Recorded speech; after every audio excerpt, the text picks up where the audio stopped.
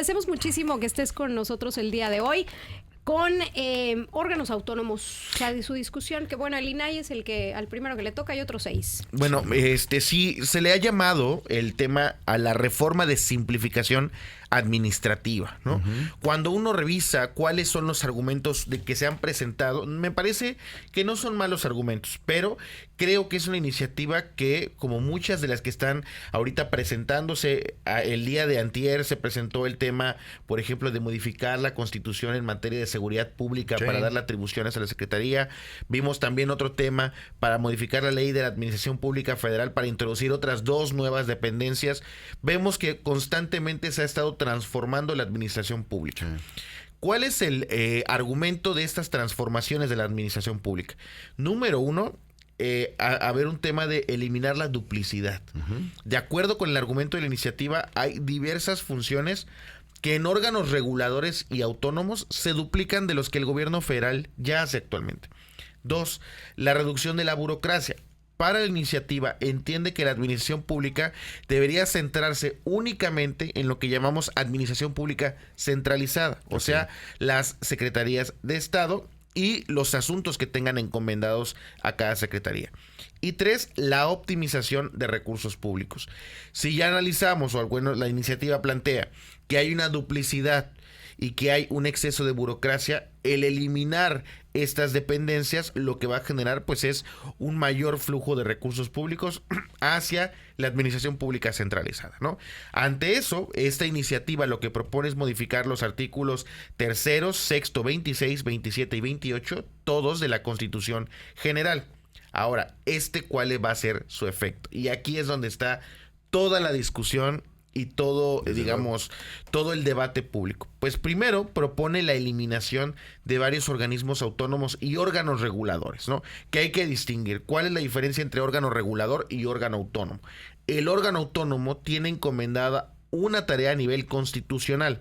En cambio, los órganos reguladores son parte de la administración federal. Obviamente tienen una autonomía de gestión y técnica, pero los órganos reguladores se van a encargar de regular ciertos sectores económicos. Son como los árbitros de ese sector, ¿no?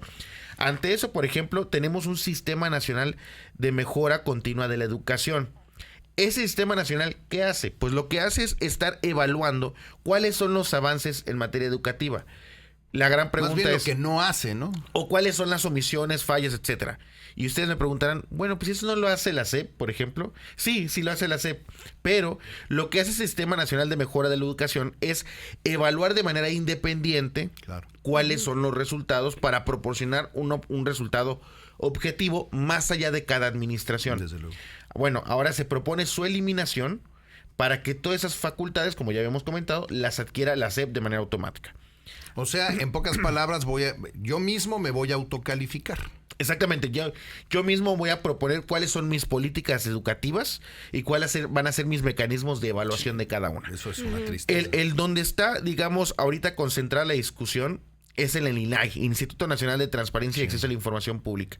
Lo que establece esta iniciativa es que las funciones del INAI pasen a ser de la Secretaría de la Función Pública, que también de hecho va a pasar a llamarse Secretaría Anticorrupción. Esa Secretaría de la Función Pública va incluso a cambiar seguramente en los próximos meses. O sea, se va a la función pública el INAI. Así es. Okay. Incluso se establece que todo el tema, por ejemplo, no me queda muy claro todavía. Creo que es un tema que van a discutir apenas ahorita en el Congreso esta semana. Hoy y mañana tienen, por lo menos con lo del INAI. Cuando uno presenta una solicitud de información y una autoridad no me contesta o me niega la información, hay un recurso, ¿no? Todavía no me queda muy claro qué va a suceder con ese recurso, si lo va a resolver la misma secretaría o voy a tener que irme ante un juez, por ejemplo, en materia administrativa, no lo sé. Ahí todavía no me queda muy claro. También el Consejo Nacional de la Evaluación de la Política de Desarrollo Social es algo que conocemos como Coneval, que Coneval año con año nos da información muy interesante sobre cómo van avanzando o retrocediendo las políticas en materia de combate a la pobreza y rezago social. Ahora, se propone la eliminación del Coneval para que pase a ser del INEGI. Ese no me parece tan drástico. Creo que si bien es cierto que el INEGI tiene más una tarea de carácter demostrativo, ¿no? Claro. Un tema muy aritmético, sobre todo de estar dando números. En cambio, el Consejo Nacional lo que hace es evaluar. Yo creo que no se me hace descabellado que el INEGI también tenga estas facultades. Ahora, no, yo sí confío en el INEGI. Sí, claro, me parece una muy buena institución. Bueno, hay dos comisiones nacionales, la Comisión Nacional de Hidrocarburos y la Comisión Nacional de Energía, que hay que distinguir. ¿Qué hacían estas comisiones? Los precios de la gasolina, los precios de todos estos productos de hidrocarburos, el gobierno no es quien pone los precios, es esta comisión basado, obviamente, en factores económicos, ¿no? Ahora bien, se propone que se elimine esa Comisión Nacional de Hidrocarburos para que sea la Secretaría de Energía la que tenga esas facultades. Y la Comisión Nacional de Energía es la que pone, de hecho, los tabuladores de cobro de la energía. Siempre culpan a CFE, no es cierto.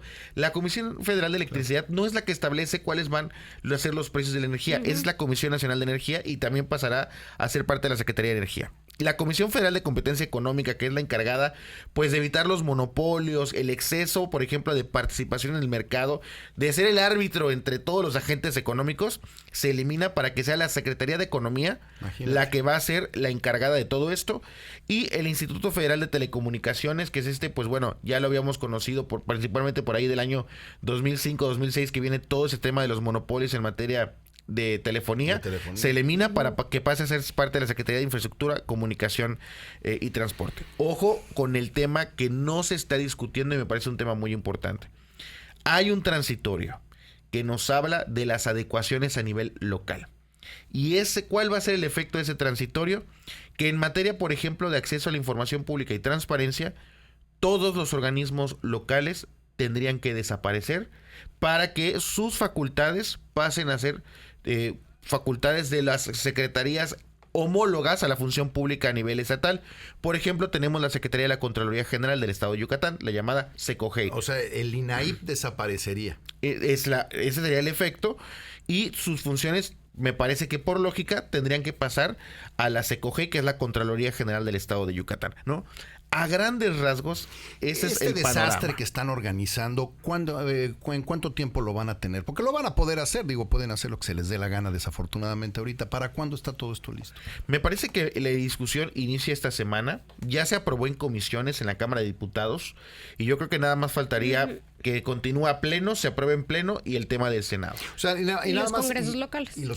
Pero pues creo que la dinámica actual ha sido que los congresos locales lo aprueban en 1 o 2 días. No tienen ni la más remota idea que están votando estas personas. Entonces, me parece que se va a aprobar sin mayor dilación. Pregunta, y nada más para ver si lo estoy entendiendo bien.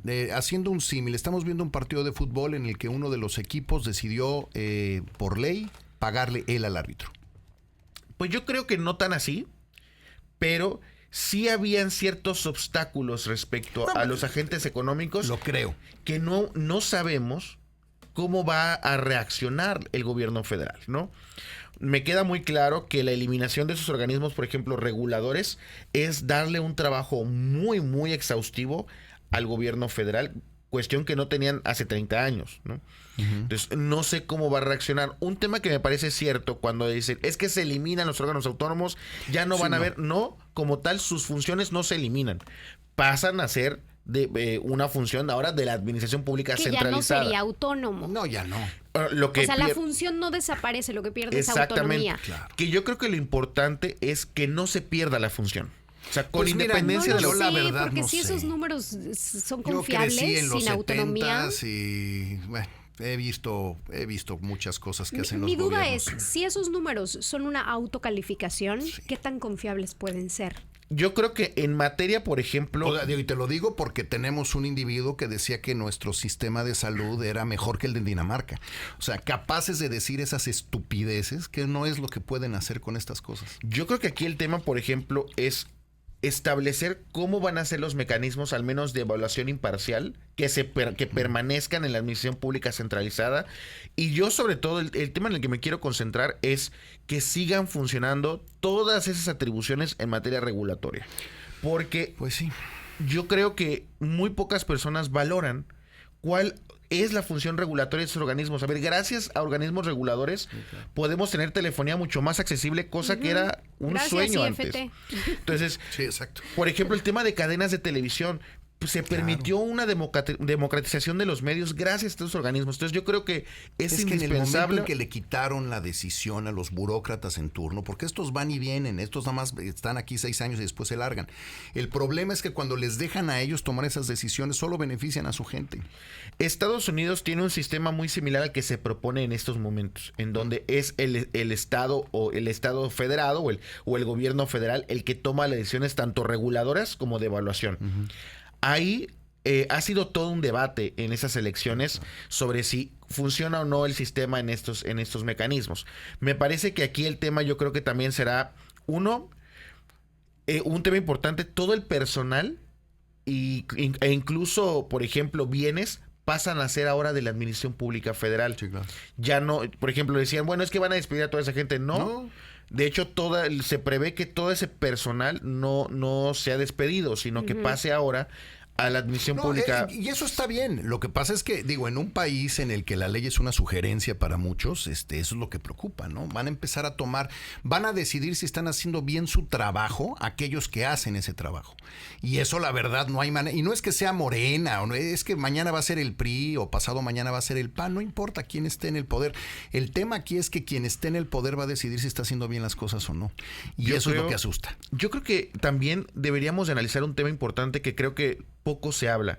La importancia de la administración pública, de profesionalizarla, de tomarla en serio. Sí, claro. No es una burocracia más, no es una dependencia más. Son personas que deben profesionalizarse en la labor del día a día, ¿no? Y incluso en muchos funcionarios públicos recae garantizar un derecho humano, ¿no? Desde luego, lo hicimos con el Poder Judicial y los están despidiendo a todos, ¿no? Yo creo que un tema es algo, si nos vamos a estar reformando la administración pública, yo creo que es una gran oportunidad de tomar una profesionalización de la administración pública como creo que este país se merece. Ojalá. Y creo que esta reforma puede ser una gran oportunidad de que esto suceda. Ojalá. Si sucede así, creo que este país va a cambiar muchísimo en gestión pública. Pues hay que empezar a prender las veladoras para que eso suceda. Para que eso suceda. Yo creo que lo por que la podemos hacer es experiencia. presionar, porque si ahora vamos a tener esas atribuciones a nivel centralizado. O sea, pero entonces tú lo que me estás diciendo es que el Poder Judicial entonces no funciona con todo lo que fue construyendo a lo largo de los años.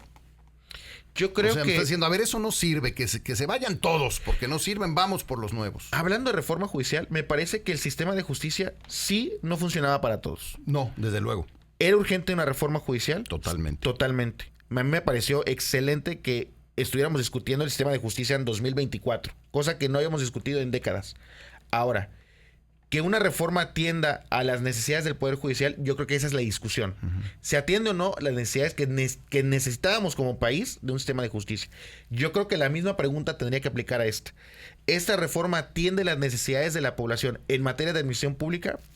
El debate está puesto y ojalá la ciudadanía esté pendiente de esta discusión. Sí. Bueno, Sí, nos tenemos bueno. que ir. René, te agradecemos muchísimo Al esta contrario, plática. ustedes por la invitación.